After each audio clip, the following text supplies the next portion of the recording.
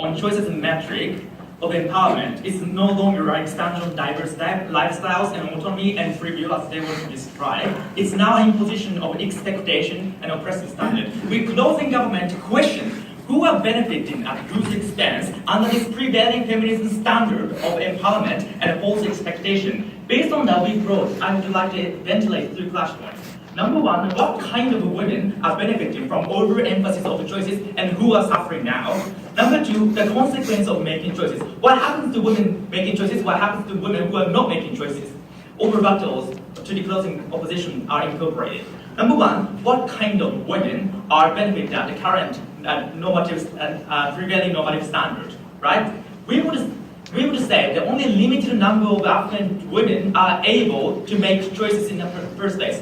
They believe the premise of their case is that if women wish to make a choice, they are able to do so. The reality is different from that. Many women don't have any access to opportunity to make choices in the first place.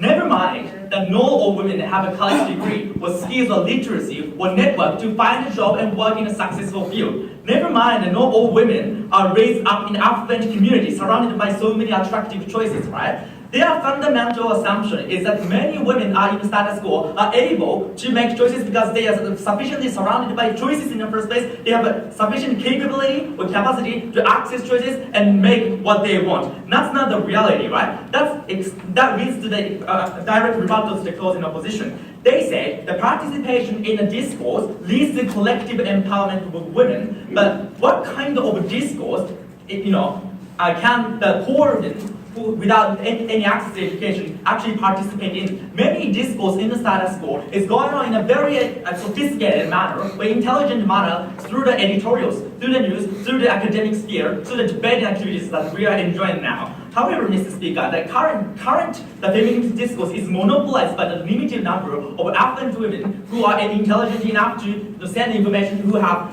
intelligent capacity to actually make argumentations, right?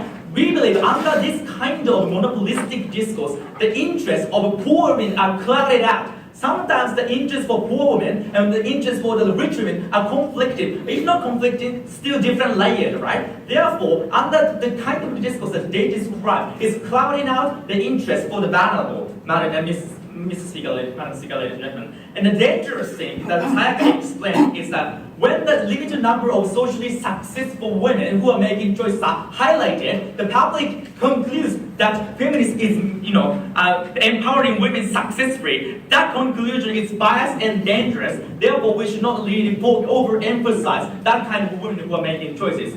The reason why this argumentation, this idea is important is because as a social movement, feminist movement should be accountable for the voiceless and the vulnerable. Why? Because these are the people who cannot defend themselves, who cannot vocalize their own grievances by themselves. State protect them, no. Society protect them, no. Community protect them, no. That's why social movement has to be at the last guardian of this vulnerable and defenseless women. The consequence of having this kind of narrative as a metric is diametrically opposite to the fundamental tenet of feminism. That's why we propose the motion. Go. So under your world, because it's hard to be broken, are you happy with the glass ceiling never being tried to be broken?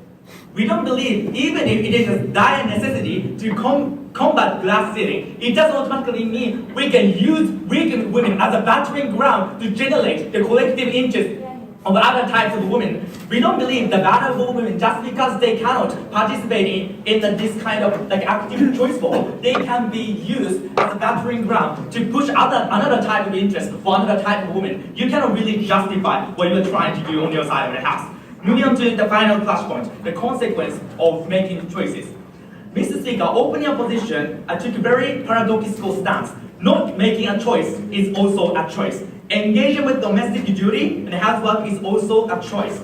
No, society does not perceive or interpret that in that way. Because, under their side of the house, the deputy leader of the opposition characterized the general public has the propensity to reinforce existing stereotype, right? When women continue to stay domestically and not working outside at all, society recognizes that kind of women are not active enough, not willing enough, not independent enough, right? Because options are there, why don't you take it? That's the social interpretation of the kinds of women who remain silent. not so harmful. Why? Because the standard or expectation the current feminist movement is imposing is so oppressive and so disrespectful for the kinds of women who remain silent, right? The example of the burqa they cited is the direct representation of that. They said the the feminism movement should not criticize wearing burqa because that's just imposition of Western liberal feminism. They are doing exactly the same thing. They are imposing the choice as a metric, as a paramount duty, paramount expectation of women. They are doing exactly the same thing. Therefore, that's why we've been saying that this kind of approach is not expansion of choices of diverse lifestyles, but rather an imposition of one particular standard, right? As I said before, as Sayaka explained before, in rape cases or in domestic violence, sometimes there are so many benefits when women not making choices and remain silent. That will be practically better direction. That's why feminist movement should not pressurize women or predispose women into making choices that are not necessarily benefiting for their own interest.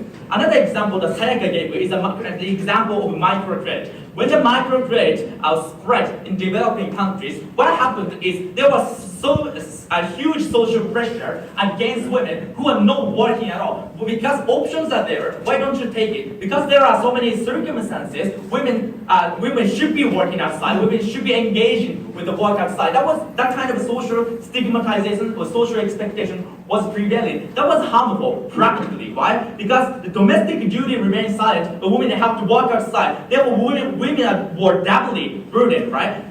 Therefore, we believe that sometimes making choices or forced to make choices is antithetical to the genuine interest and the benefit of women themselves. Why this argumentation or idea is important? We believe as a feminism or feminist movement, we need to respect that kind of lifestyle as well. We should not use women as a battering ram or use them as a tool to generate the general interest of another types of women in the world. We need to be accountable for diverse kinds of women who, even if women make a choice is antithetical to feminism goal, we still respect that kind of attitudes. That's the answer to the point of information that she gave. Thank you.